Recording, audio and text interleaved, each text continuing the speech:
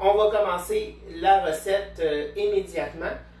On va commencer avec les bines au presto et non au pesto, au presto. J'ai fait tremper mes bines pendant toute la nuit pour les faire gonfler. Je les ai égouttées et je les mets dans mon presto. J'en ai 2 tasses et demie. J'ai fait 2 tasses et demie de bines hier soir dans mon bol. Je les ai recouverts d'environ 2 pouces d'eau au-dessus des bines.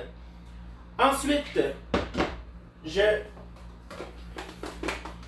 rajoute un oignon haché.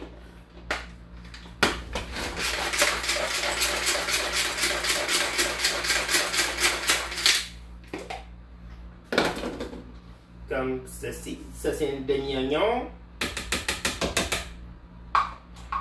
On va rajouter l'autre demi ici.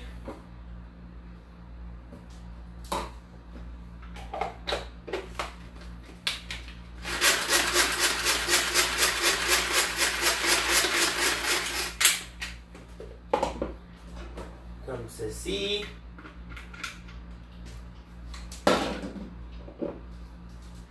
Donc, en quelques coups, mon oignon vient finement haché comme ceci. C'est merveilleux.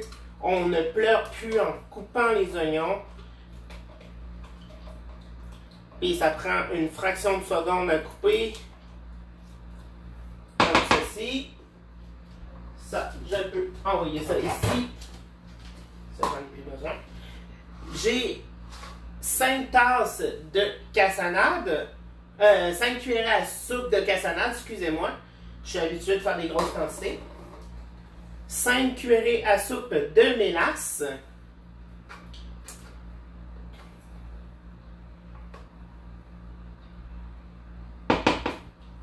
Et voilà. Ensuite, une cuillerée à thé de sel. Le sel rehausse les saveurs. Ici, j'ai du lard salé, environ 125 grammes de lard salé. Vous pouvez utiliser la même quantité en bacon aussi, c'est comme vous voulez. Moi, ça tombait que j'avais du lard salé, fait que je l'utilise pour mes bines. Comme ça. Et ensuite, vous rajoutez de l'eau pour qu'il y ait un demi-pouce au-dessus des bines. Donc, de l'eau. On rajoute graduellement jusqu'à temps qu'il y ait environ un demi-pouce au-dessus des bines. On brasse un petit peu. Comme ceci. Il en manque encore un peu. Donc, je vais essayer de vous montrer qu'est-ce que ça donne. Parce que c'est liquide, là. Donc, je ne peux pas trop pencher. Je vais le monter comme ça. Donc, c'est vraiment à peu près ça au-dessus des bines. On ferme le presto et on l'envoie 35 minutes au micro-ondes à puissance maximum.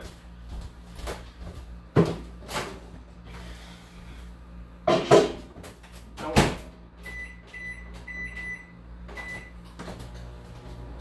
35 minutes. Et c'est parti.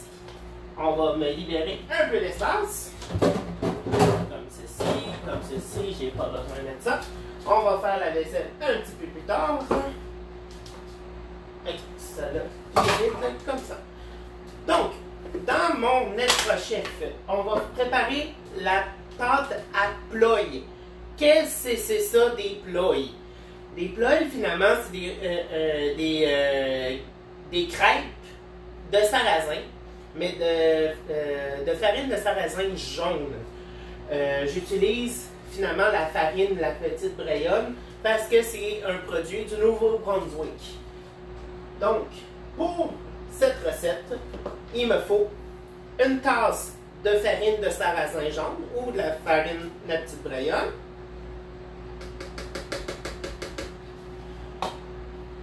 une demi-tasse de farine tout usage traditionnel,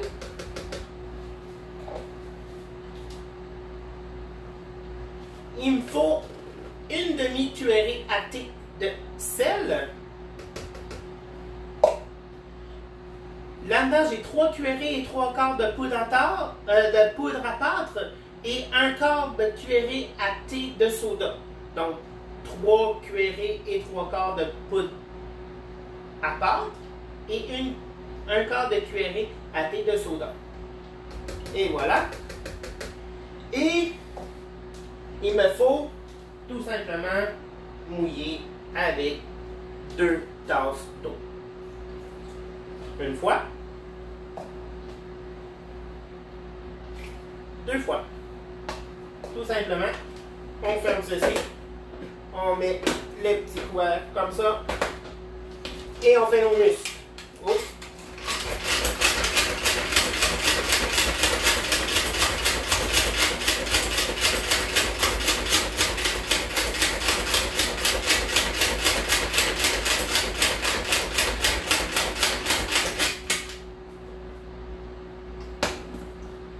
Et voilà, ça fait une pâte quand même assez épaisse, puis une petite couleur jaunâtre.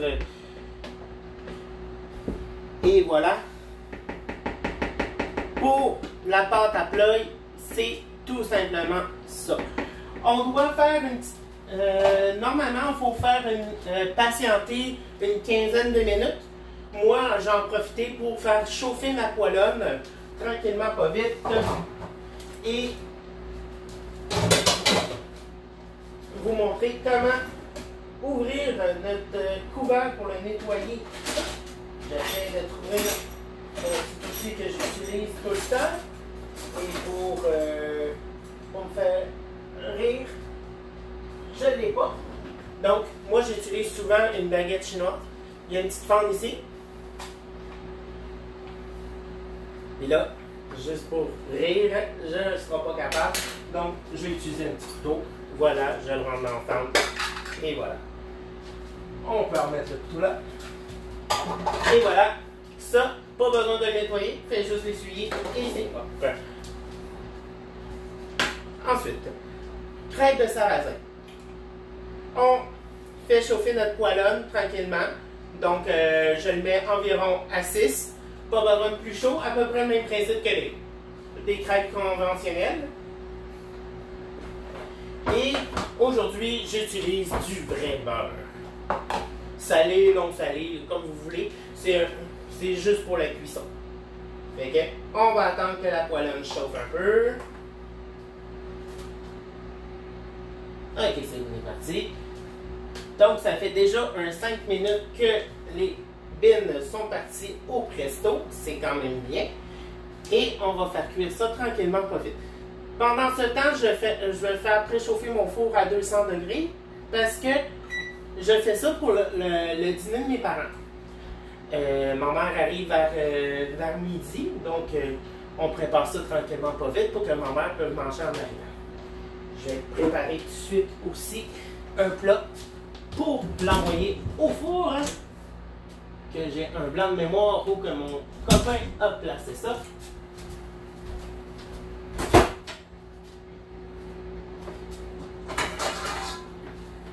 Un beau petit plat de métal, ça va être parfait.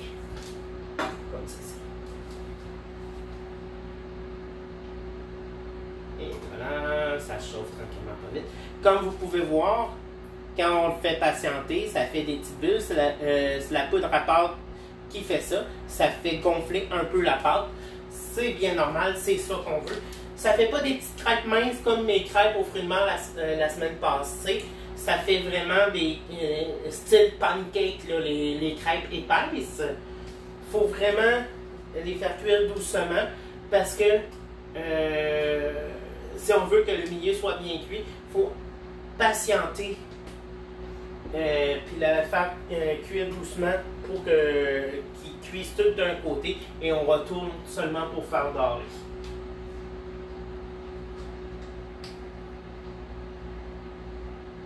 Et voilà, ma poêlonne commence à réchauffer. Oui, je mets beaucoup de beurre pour commencer.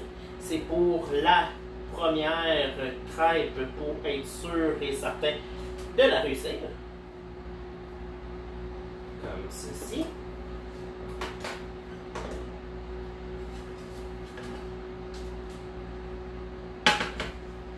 Comment on fait pour savoir que notre beurre il est assez chaud?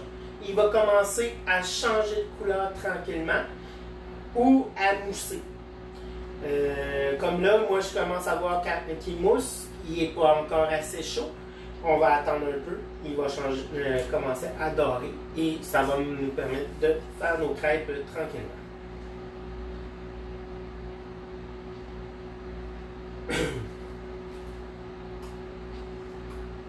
Vous avez le choix aussi de faire des petites crêpes ou en faire des plus grosses.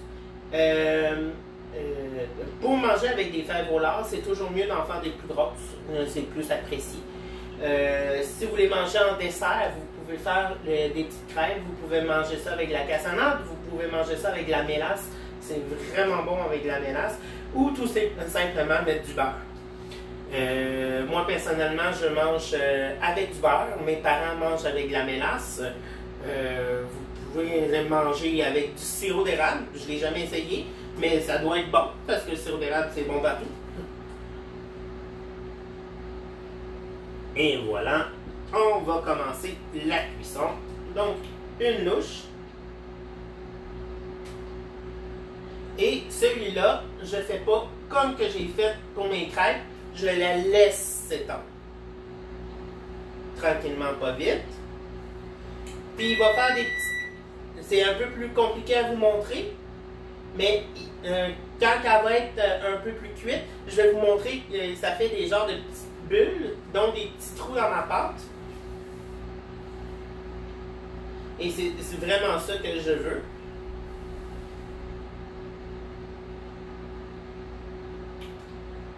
Ma poêle n'était pas encore assez chaude.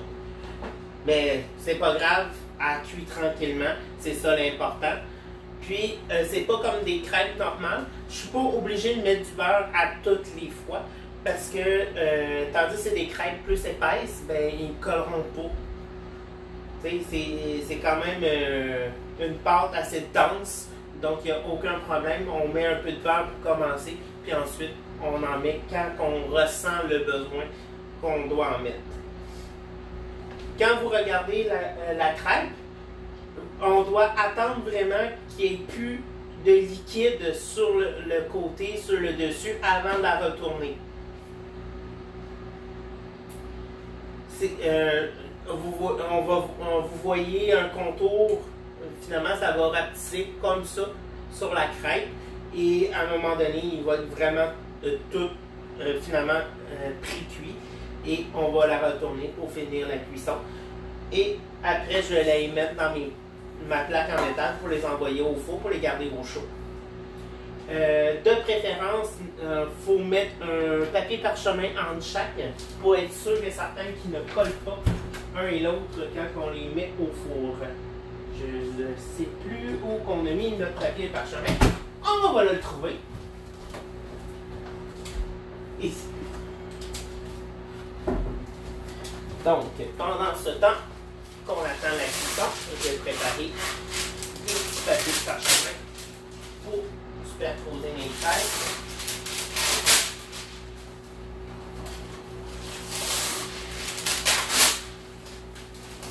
Comme ceci. On met ça comme cela. Donc, comme vous pouvez voir, il y a des petits trous comme que je vous disais. Puis, le dessus, il manque encore un peu de cuisson, mais ici, il est cuit. Donc, on va attendre qu'ici, il ait fini de cuire, puis on va la retourner.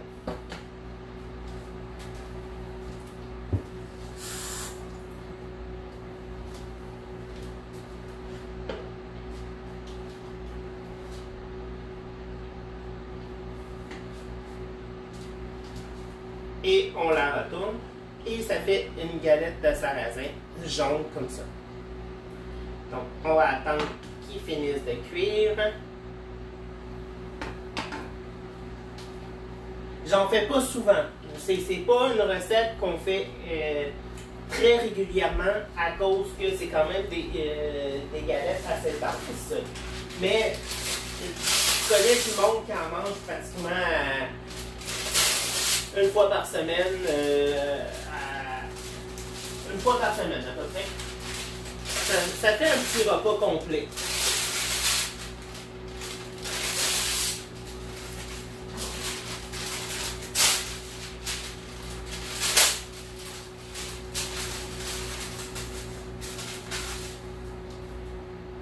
Et voilà. Tout simplement. Et on l'envoie ici.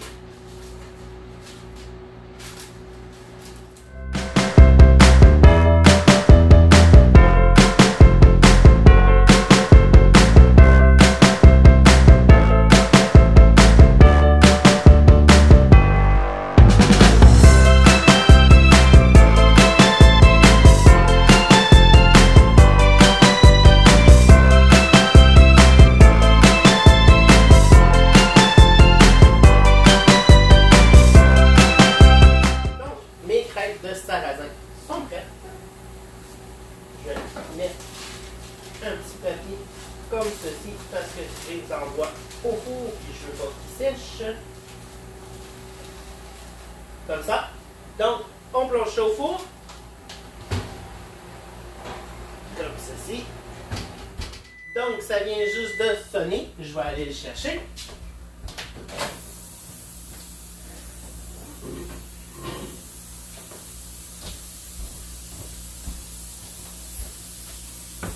Je vérifie toujours si mes ronds sont chauds. Donc, vous entendez, j'ai de la pression qui sort ici. Pour enlever la pression du presto, soit que j'attends, ou soit que je fais juste lever la chose ici, et la pression va sortir.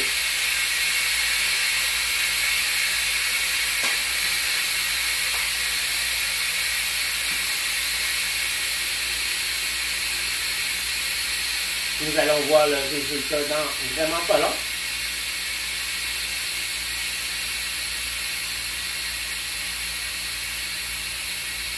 Le moment qu'on sait qu'il n'y a plus de pression dans notre presto, c'est soit quand la vapeur arrête de sortir, et 2, on a un petit bouton jaune, je ne sais pas si vous le voyez, juste sur le bord ici, là. Ici. Quand il redescend, je vais vous le montrer de plus proche quand il va être descendu. Je vais vous le montrer. Vous allez le voir descendre. Et voilà, il est descendu. Donc, là, ça veut dire que la pression est assez basse pour qu'on puisse l'ouvrir. Oh, ça a l'air prêt, ça. Ça a l'air prêt, ça, mes amis. On va sortir une cuillère, hein? Parce qu'on s'entend que la meilleure façon de le savoir, c'est d'y goûter.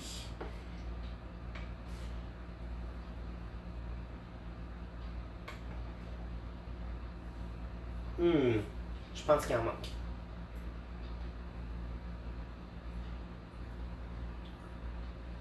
Il en manque, mais pas tant que ça. Pas tant que ça. Donc, moi, je remettrais à peu près... C'est pas long, là, je vais la remettre correctement.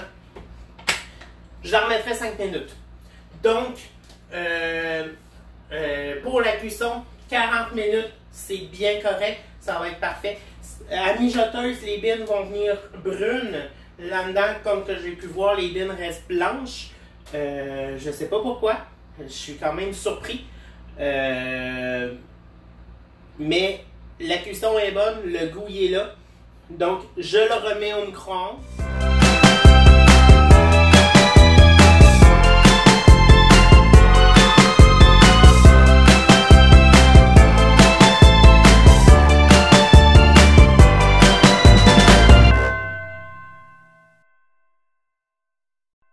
Tu as aimé ma vidéo?